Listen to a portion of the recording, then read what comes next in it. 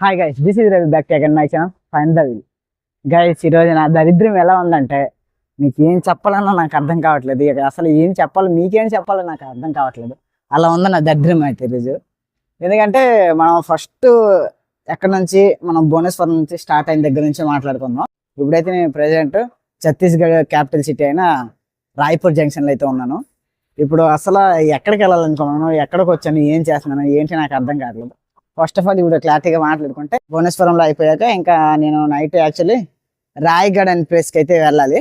కానీ ఇంకా అక్కడ నేను కన్ఫ్యూజ్ అయ్యి రాయ్పూర్ జంక్షన్కి అయితే వస్తాను. ఇప్పుడు ఇక్కడ నుంచి రాయ్గఢ్ వెళ్ళడానికి ట్రైన్లు ఏం లేవు.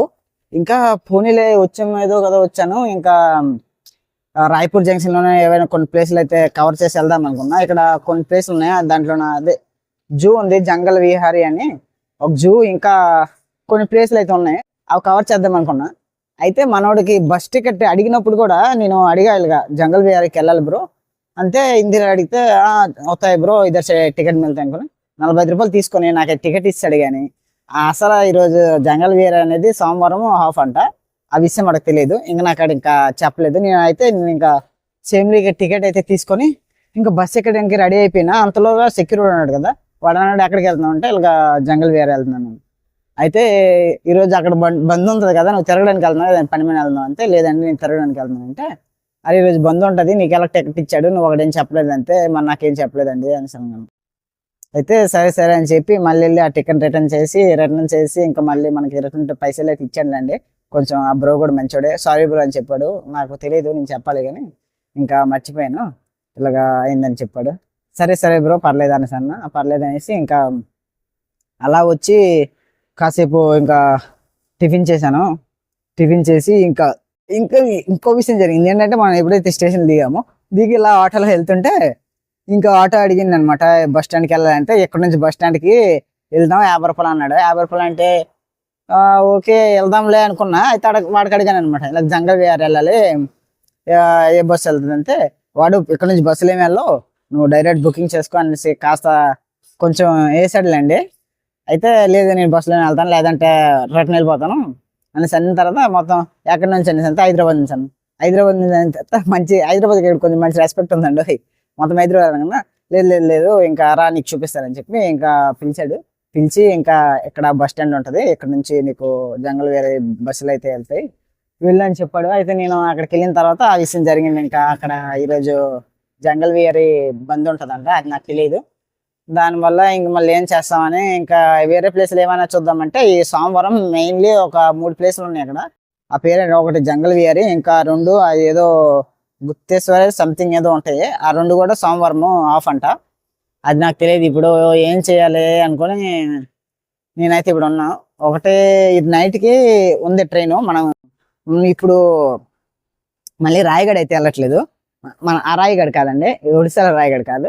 ఈ ఛత్తీస్గఢ్లో కూడా ఒక రాయగఢ్ అని ఉన్నది. ఒడిశాలోది రాయగఢ, ఈ ఛత్తీస్గఢ్లో ఉన్నది రాయగఢ్ అనమాట. మనం ఇప్పుడు మళ్ళీ ఛత్తీస్గఢ్లోనే రాయగఢ్ అయితే వెళ్ళట్లేదు. మళ్ళీ ఇప్పుడు నుంచి జదల్పూర్ చెప్పాను కదా, జదల్పూర్ అనేసి ఒక ప్లేస్ ఉంది, అది ఛత్తీస్గఢ్ అని. అక్కడ నుంచి కాస్త మంచి వ్యూ పాయింట్లు, వాటర్ ఫాల్స్, హిల్ స్టేషన్లు అన్నీ అక్కడ కొంచెం ఎక్కువ ఉంటాయి. అందుకే నేను అనుకుంటున్నా అంటే ఇక్కడ నుంచి మనం జదల్పూర్ వెళ్ళిపోదాం, వెళ్ళి అక్కడే ఇంకా కవర్ చేద్దాం. ఎందుకంటే మళ్ళీ అక్కడ ఒక రోజు వేస్ట్ చేయలేంగా. అందు గురించే ఇక్కడ నుంచి మనం జదల్పూర్ వెళ్ళాలి. జదల్పూర్ వెళ్ళడానికి ఇక్కడ నుంచి డైరెక్ట్ ట్రైన్ లేవండి. ఇక్కడ నుంచి మళ్ళీ మనం ఎక్కడికి వెళ్ళాలి, రాయగఢ, మన ఒడిశా రాయగఢ వెళ్ళాలి. అక్కడ దిగాక అక్కడ నుంచి మళ్ళీ రాయగఢ నుంచి మనం ఎప్పుడే మళ్ళీ మన కొరాపుట్ జైపూర్ దాని పై నుంచి ఇంకా మళ్ళీ మనం జదల్పూర్ వెళ్ళాలి. ఆ జగదల్పూర్ నుంచి ఇంకా కవర్ చేసి మళ్ళీ జగదల్పూర్ నుంచి మళ్ళీ మన ఊరు రిటర్న్ అవ్వాలి. అందు గురించి ఇంకా ఏమైతే అయిందని ఇంకా చూస్తాను. ఇక్కడ ఏవైనా ప్లేస్ ఉంటే కాస్త ఈ సిటీ కూడా కొంచెం పెద్దదేనండి, కొంచెం చూద్దాం. బయట ఎక్కడానికి తిరగడానికి కొన్ని ప్లేస్లు ఉంటే తిరగదాం.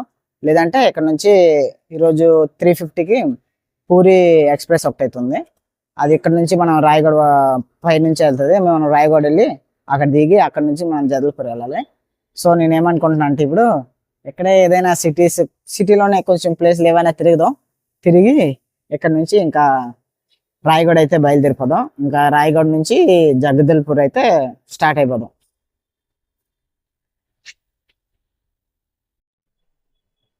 గైస్ ఇప్పుడు ఎలాగో ఇంకా అవన్నీ ఎలాగో ఆఫ్ ఉన్నాయి కాబట్టి మరి ఇంకెక్కడికి వెళ్ళలేము కాబట్టి కాసేపు ఈ సిటీలో ఉన్న ఏ గల్లీలో పైన ఏదైనా తిరుక్కొని వద్దామని వెళ్తున్నాను. మన ట్రైన్ అయితే 3:30కి ఉంది. అంతలోగా ఇక్కడ ఏదైనా తిరుక్కుంటూ 3:30కి ఇలా తినేసి ఇంకా మనం ట్రైన్ ఎక్కేస్తాం అనుకో, ఇంకా మనం దిగేటోడికి నైట్ 10 అయ్యుద్ది. ఇంకా పదండి ఏదైనా ఇక్కడ ఏమైనా ఉంటే ఇంకా తిరుగుదాం. మరి ఇంకేం చేస్తాం.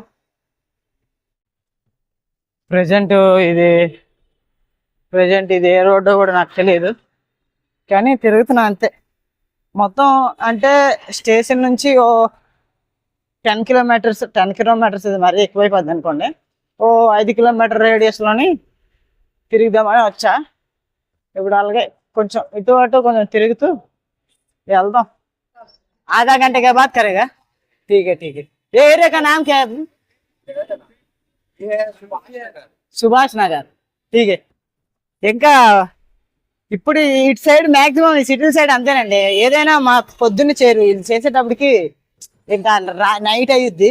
ఇక్కడ ఏమంటున్నారంటే వీళ్ళు అవుతుంది, ఇంకా పూజ అవుతుంది, ఇప్పుడే పంతులు గారు వచ్చారు, కానీ కొంచెం ఇంకో 1 hour half an hour time పట్టుద్ది అంట. అదే కానీ మన పల్లెటూరులో అయితే మాక్సిమం పొద్దున్నే ఏ పూజలనే స్టార్ట్ అయిపోతాయి. ఇంకా హైదరాబాద్లో అయితే మరీ దారుణం అండి. వినాయక చవితి రోజు ఇంకా వాళ్ళైతే నైట్ వినాయక పూజ నైట్ చేస్తున్నారు అనమాట మ్యాక్సిమము. ఇంకొందరు అయితే నైట్ ఇంకా విగ్రహాలు నైట్ కొనుక్కునే వెళ్తున్నారు. అరే పూజ ఆ రోజు చేయకంట, ఇంకా మీరు ఏంట్రా ఏం చెప్తాం. నైట్ ఎందుకని నేను అడిగాను మా ఫ్రెండ్కి, ఇలా నైట్ ఎందుకు తీసుకుని వెళ్తున్నారు బ్రో అంటే, ఇంతేరా ఇక్కడ కొంత ఈ సైకోగాళ్ళు ఉంటారు, వాళ్ళు ఏంటంటే నైట్ वैसे ही घूम रहा हूँ. इधर कुछ ले लेंगे. इधर कुछ देखने के लिए क्या है इधर? ऑक्सीजन गार्डन है भैया. हाँ ऑक्सीजन गार्डन खुला होगा शहर में. हाँ ठीक है बाय बाय.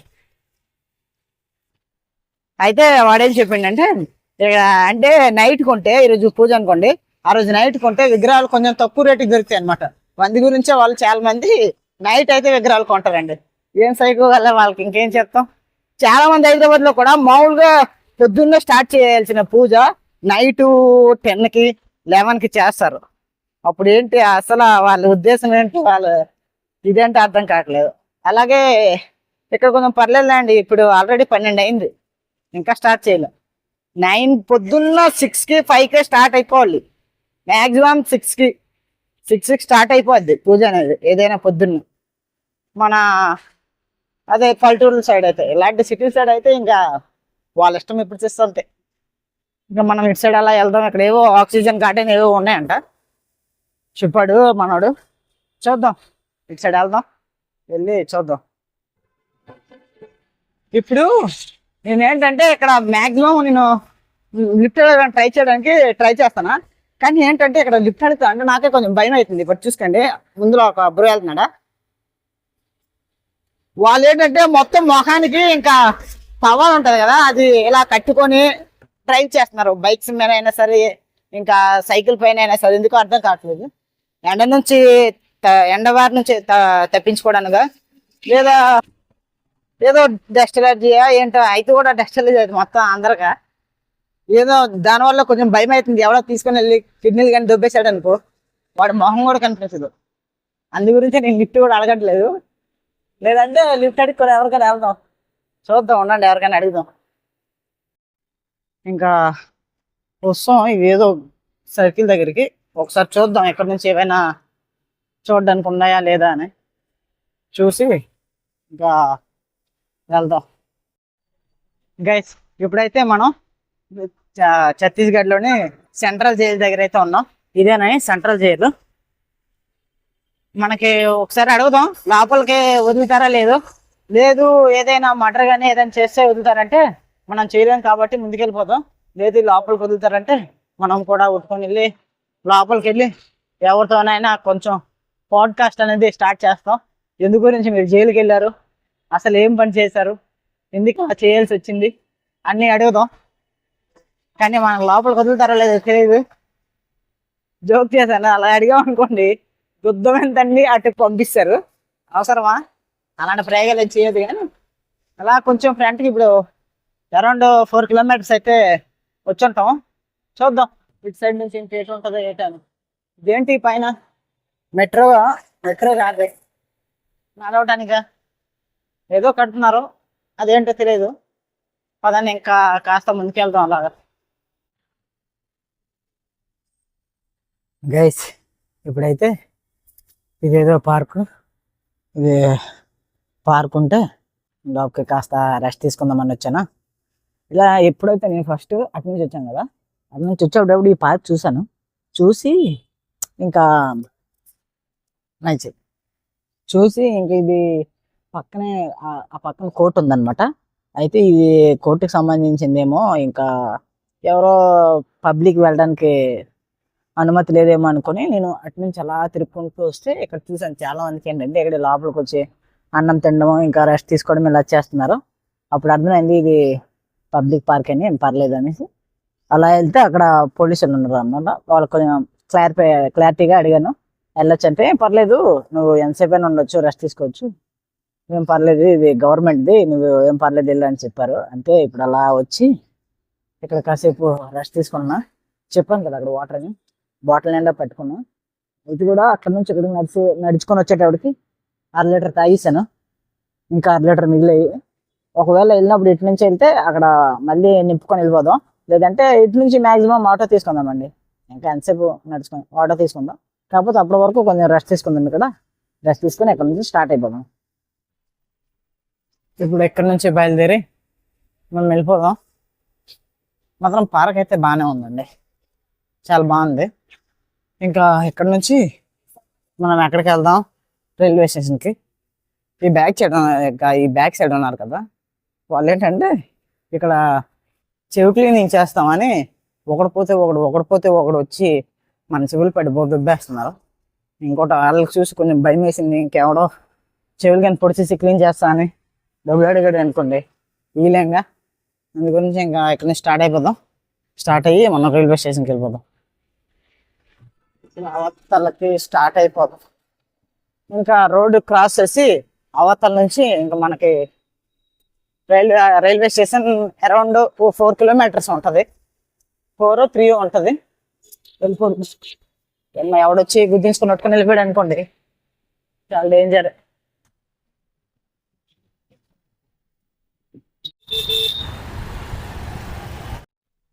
ఇంకా మనోడు ఒకడైతే ఎక్కడి వరకు లిఫ్ట్ ఇచ్చిండో మనకి సర్కిల్ వరకు. ఇక్కడ నుంచి ఇంకా రైల్వే స్టేషన్ అది ఎదురుగానండి, పెద్ద దూరం ఏం కాదు. మనము పని చేద్దాం, తినేసి వెళ్ళిపోదామా తినగంట వెళ్దామా. తినేసి వెళ్ళిపోయాం అనుకోండి బెటర్ అనుకుంటున్నాను నేను. చూద్దాం, వీలైతే తినేసి వెళ్ళిపోదాం మళ్ళీ, ఎందుకంటే మనం అక్కడ రాయగఢ్ చేరేటప్పటికి 10:30 అయ్యిద్ది. అప్పుడు మళ్ళీ మనకి ఫుడ్ ఉండకపోవచ్చు. అందు గురించి ఎక్కడెక్కడైనా తినేసి ఇంకా బయలుదేరుతాం. ఇంకా ఇప్పుడే ఛత్తీస్గఢ్లోనే బిర్యానీ అయితే ఆర్డర్ పెట్టాను, వచ్చింది. ఒకసారి తిందాం, ఈ బిర్యానీ ఎలా ఉందో ఒకసారి టేస్ట్ చేసి చెప్తా. ఇంకా ఇప్పుడు తిని బిర్యానీ ఎలా ఉందో చూద్దాం, రేట్ చేద్దాం. మన హైదరాబాద్ బిర్యానీ బెస్టా లేదా ఇదా? హైదరాబాద్ బిర్యానీ కొట్టే బిర్యానీ ఎక్కడ లేదనుకోండి, చూద్దాం ఎలా ఉంటుందో.